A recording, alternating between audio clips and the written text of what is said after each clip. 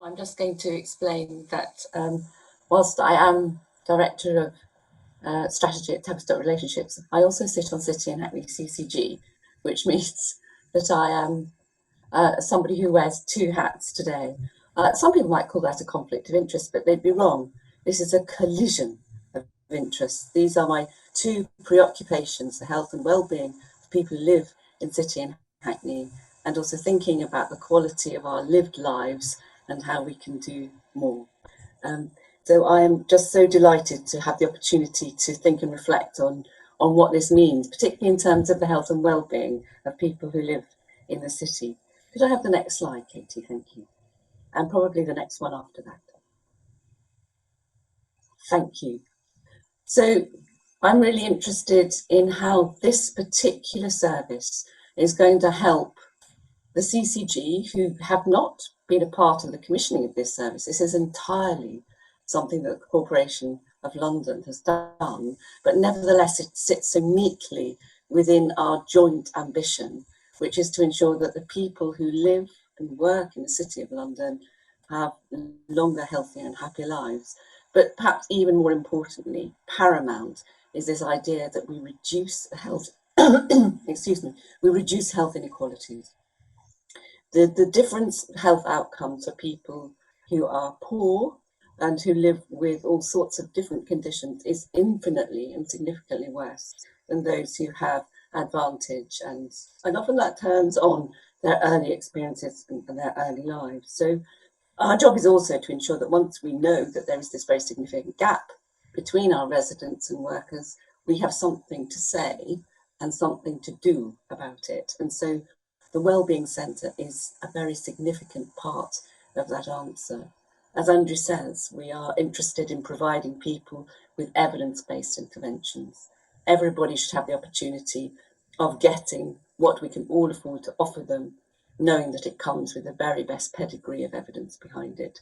And so I'm really delighted that Tavistock Relationships has always collected data on outcomes, and we have a long now track record in providing effective services, which is a great comfort to me as somebody who has to persuade people to take therapeutic intervention seriously. But it should be a comfort to us all to know that what will go on within the City Wellbeing Centre aegis is something that has such a pedigree inside it. And I'm very proud of it indeed. Could I have the next slide, Katie? Andrew mentioned parity of esteem. It's not a phrase that gets bandied about very much now. It did a while ago, but it really matters.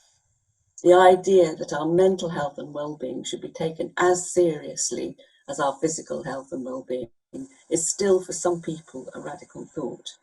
And it is incongruous really in this day and age, particularly given what the Lord Mayor said about early start, early intervention for children who have all sorts of troubles, that we have this distinction between the two, because of course our mental health and well-being affects our physical health.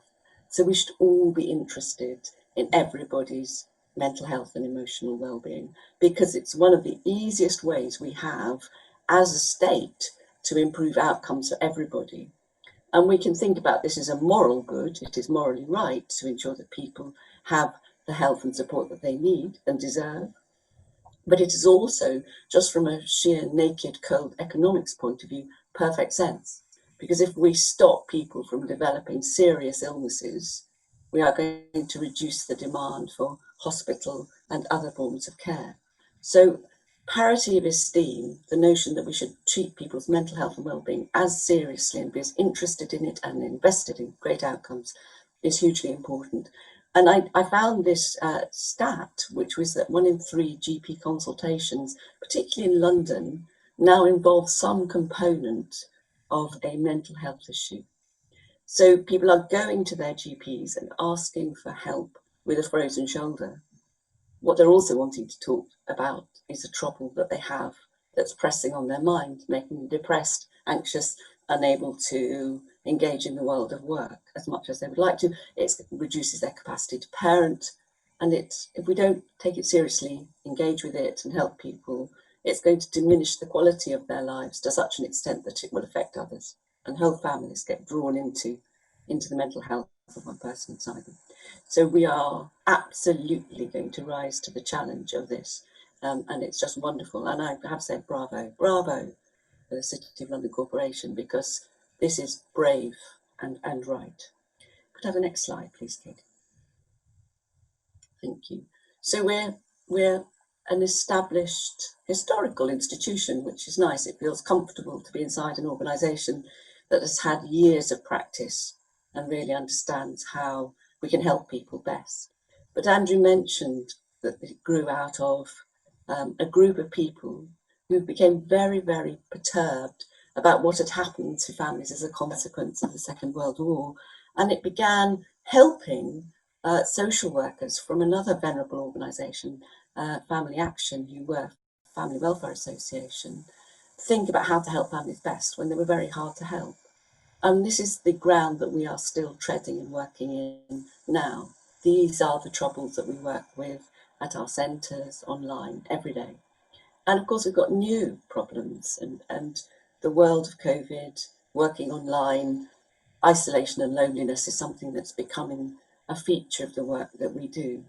And I think what's interesting about the therapeutic work that goes on is about the capacity of staff to hold both the hurt for people so that they can leave our sessions somewhat restored, but also our therapists are holding the hope that the future can be different.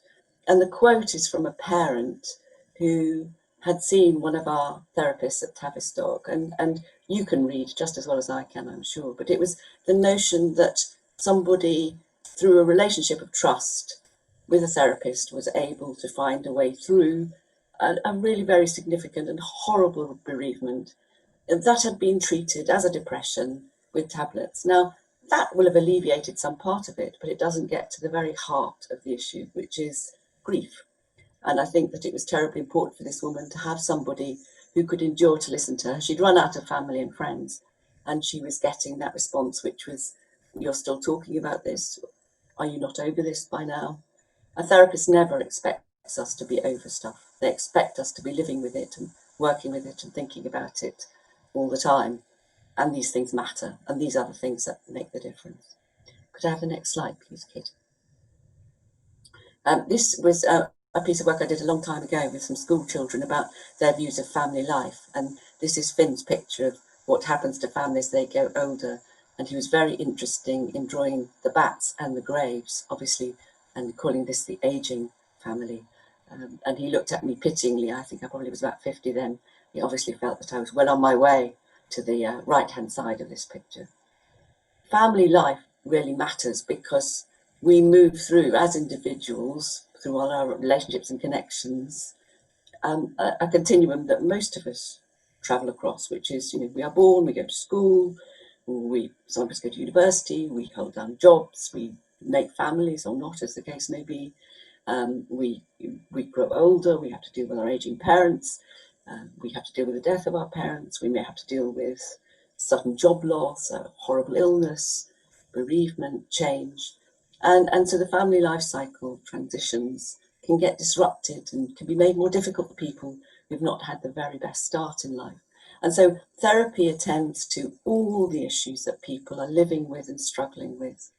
And I think what's interesting about the Corporation of London's idea that a wellbeing centre within its boundaries could really help is that it has had care and thoughts about the workforce. So this service is for people who don't just live in the city, but work in the city and live in other places. And so it really matters that we are able to think with people about what work means for them and how much they give to work and how much they have for home. And the balance of life is one of the things that we know that we'll be wanting to help people think about. We need to have enough resource inside us left to do the living and the loving as well as the working.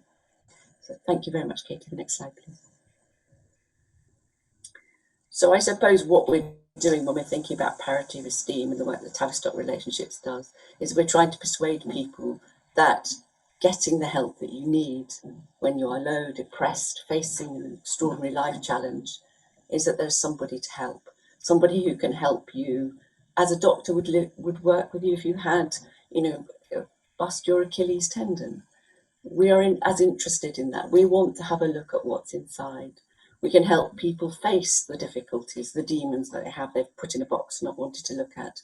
We're interested in helping people repair themselves and think about the future, talking about themselves and their understanding of themselves in a different way, and finding, because of that, a new route through to a different place. And so I was very interested, Andrew touched on our dementia service, which is a very short intervention, 8 sessions or so, and we use a film, and we ask couples where one person has dementia to film themselves undertaking a task. This is about as simple an intervention as you could get looking at the outside, but what it's doing is it's persuading people that there is still a relationship of meaning, one that matters, even when dementia is taking its toll. And so the